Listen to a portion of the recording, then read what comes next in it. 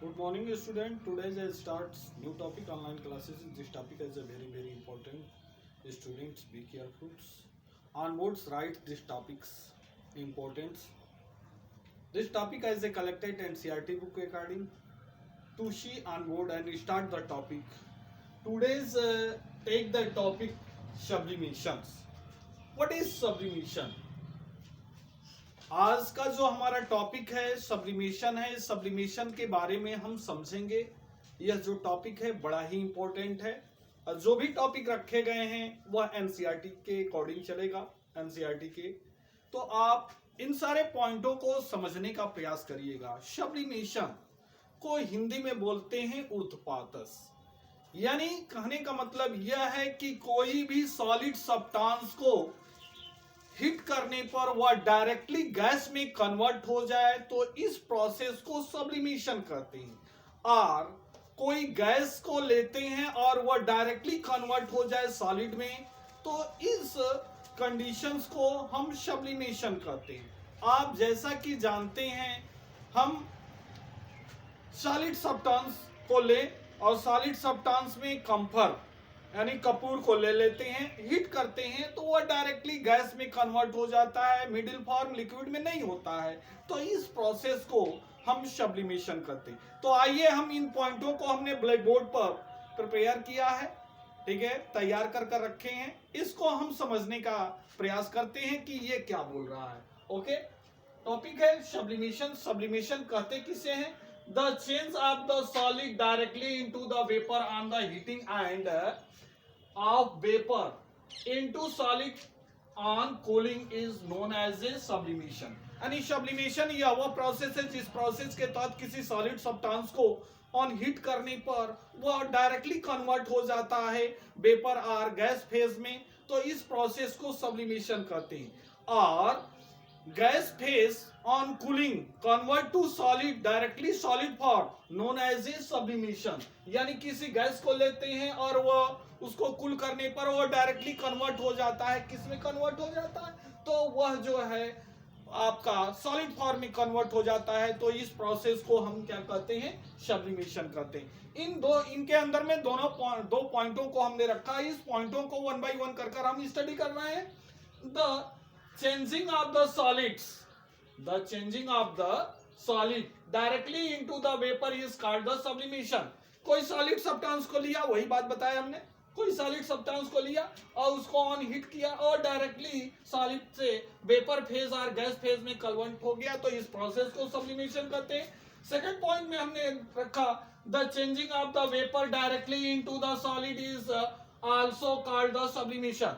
कोई भी सॉलिड कोई भी वेपर फेज और गैस फेज में है सब्सटेंस और उसको directly into the solid substances all solid substances also called the sublimation. यानी इस प्रोसेस को हम सब्लिमेशन करते हैं। फॉर एग्जांपल में हमने रखा ammonium chloride, iodine, camphor, naphthalene and the anthracene. यानी ये जो है आपका सब्लिमेशन है। ओके, आगे effect of the change of the pressures, यानी क्या इफेक्ट पड़ता है प्रेशर्स का। तो हमने रखा है the physical state of matter can also be changes by the changing the pressures। यानी effect of the change of the pressures, this process in which the physical state of the matter can be the also changes in change the pressures। यानी कोई किसी matters को लेते हैं और वह physical states के फॉर्म में, ठीक है, वह चेंजिंग होता है तो इस प्रोसेस को effect of changing of the pressures कहते हैं।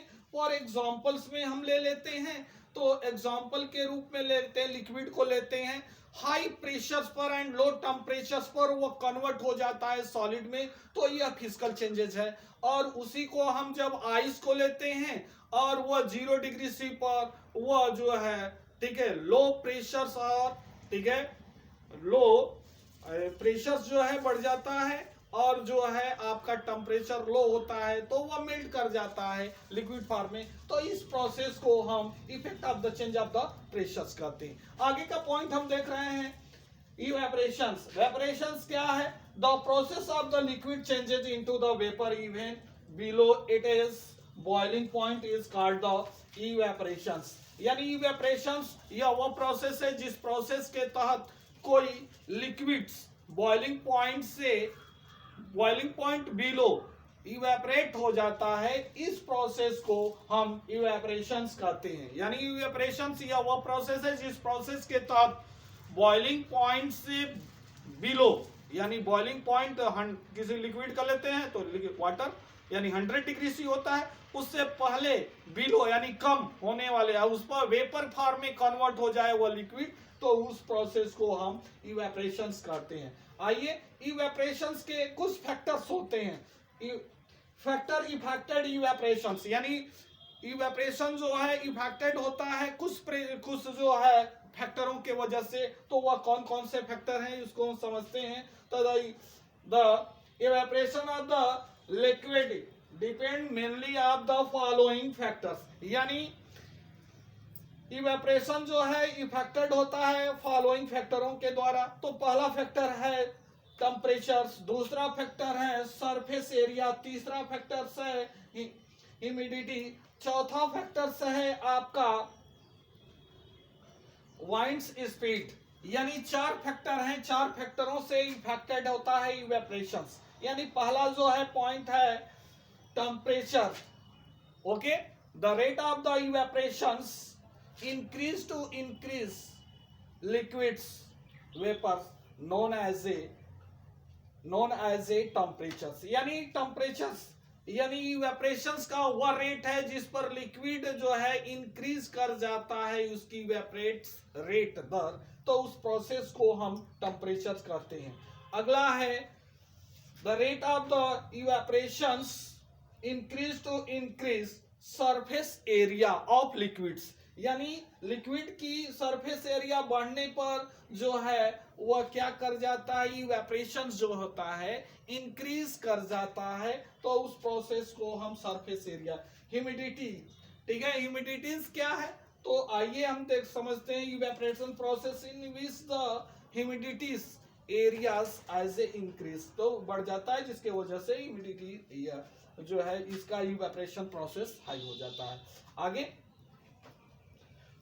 To more state of the matters, यानी modern time state of the matter there are the 5 types.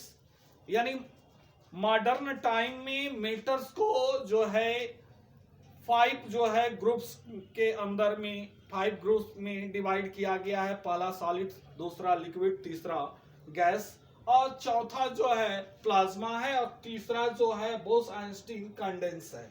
ठीक है, यानी फिर से इस पॉइंट को समझें।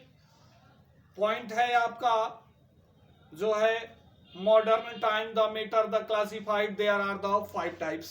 फर्स्ट सॉलिड, सेकंड लिक्विड और थर्ड गैस, फोर्थ प्लाज्मा और फिफ्थ जो है बोस-आइंस्टीन कंडेंस। यानी यह जो है 5 होते हैं जो कि हमने बोर्ड पर रखा है। Two more state of the matter, यानी 3 तो आप जानते थे सॉलिड, लिक्विड, गैस। इनके 2 और अधिक जो है स्टेट ऑफ मैटर्स हैं जिसको हमने 500 टाइप्स यानी 3 वो और 2 जो मोर हुए उसको हमने 5 रूप में रख दिया है। पहला सॉलिड, सेकंड लिक्विड और थर्ड गैस, और फोर्थ जो है प्लाज्मा है, फिफ्थ जो है बोस-आइंस्टीन कंडेंस है। तो स्टूडेंट्स आपने ये सारे पॉइंट्स को समझा। जैसे जानते हैं solid, what is solid? The solid is a fix shape and the fix volume known as a solids. Second liquids, the liquid as a do not fix shape but volume as a fix known as a liquids. Gas neither fix shape and neither volumes known as a gas. आप plasma है क्या? आप plasma के बारे में समझेंगे। What is plasma?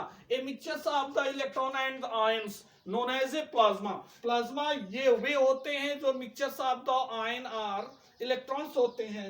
ऐसे जो है मैटर्स को हम प्लाज्मा कहते हैं। अगला Bose-Einstein condense, the Bose-Einstein condense, the 1920 Indian scientist Satyendra Bose and Einstein then proposed the 5 types of the matters as a Bose-Einstein condense. This name is a proposed 5 numbers. This matter as a low density and this condition is denoted known as a Bose-Einstein condense. यानी 5वां types का जो है Bose-Einstein condense जो है यह जो है इंडियन साइंटिस्ट सत्येंद्रनाथ बोस ने आइंस्टीन के देखरेख में और इन्होंने यह जो है 5वें टाइप्स का जो है आपका मैटर के स्टेट्स को बताया और इन्होंने कहा कि इनका जो होता है डेंसिटी वेरी लो होता है। इस तरह के जो मैटर्स होते हैं उनको जो है हम बोस-आइंस्टीन कंडेंस के नाम से जानते हैं, जो उनके नेम पर ही ये रखा गया है। तो स्टूडेंट ये सारे टॉपिक को आपने क्लियर कर लिया। इन टॉपिकों में किसी तरह का प्रॉब्लम नहीं है, इनसे रिलेटेड हम क्वेश्चन देंगे, उन क्वेश्चन को प्लीज आप सॉल्व कर चेक कराएंगे। तो students take the pen and copy, write the question. Question number first, explain the sublimation with example. Question number second, explain the effect of the change of the pressures. Question number third, explain the evaporations. Question number fourth, explain the factors affecting evaporations. Question number next, explain the 2 more state of the meters. Student, please solve this question and check the soon. Okay, thanks.